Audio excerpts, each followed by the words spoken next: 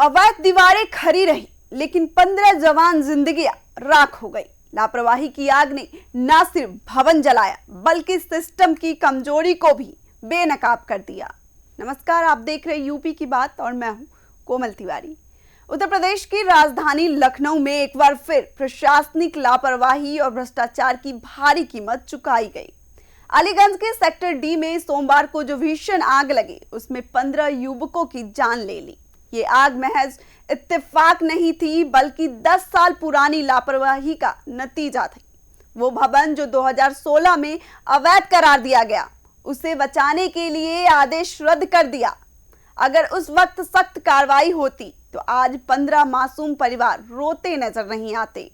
देखिए ये रिपोर्ट। 1980 में लॉटरी के जरिए अलीगंज योजना के सेक्टर डी भवन संख्या MS 102 डी को विजय कुमार को रेंट परचेज सिस्टम में आवंटित किया गया था।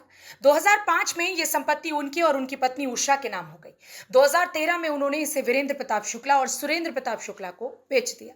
7 अगस्त 2014 को लखनऊ विकास प्राधिकरण यानी LDA ने उनके नाम ट्रांसफर पूरा कर दिया। मात्र 13 दिन बाद 20 अगस्त 2014 को भवन का नक्शा भी ऑटोमेटिक मैप योजना के तहत मंजूर हो गया, लेकिन जल्द ही भवन में अनाधिकृत निर्माण की शिकायतें आने लगी। LDA ने 2016 में मुकदमा दर्ज किया।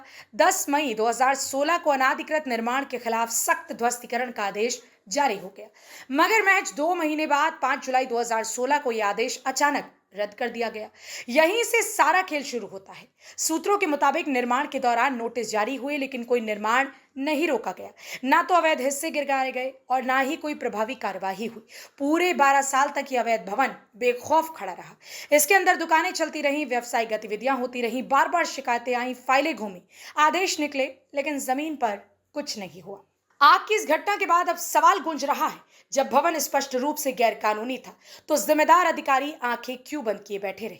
2014 से 2026 तक इस जोन में करीब 30 अधिकारी, इंजीनियर, जोनल अधिकारी और विहित प्राधिक अधिकारी तैनात रहे।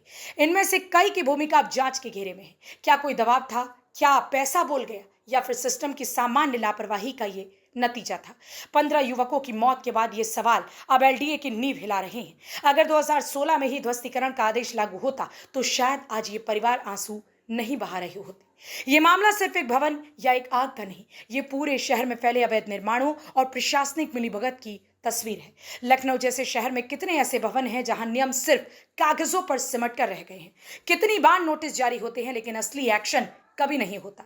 प्रशासन को अब जवाब देना होगा। आग की इस त्रासदी ने साफ कर दिया है कि लापरवाही अब जानलेवा हो चुकी है। अवैध निर्माण पर सख्ती के साथ साथ पुरानी फाइलों को भी खोल कर देखने की जरूरत है। जिन अधिकारियों ने आदेश रद्द किया या शिकायतों पर कार्यवाही नहीं की, उनकी जवाबदेही तय होनी चाहिए।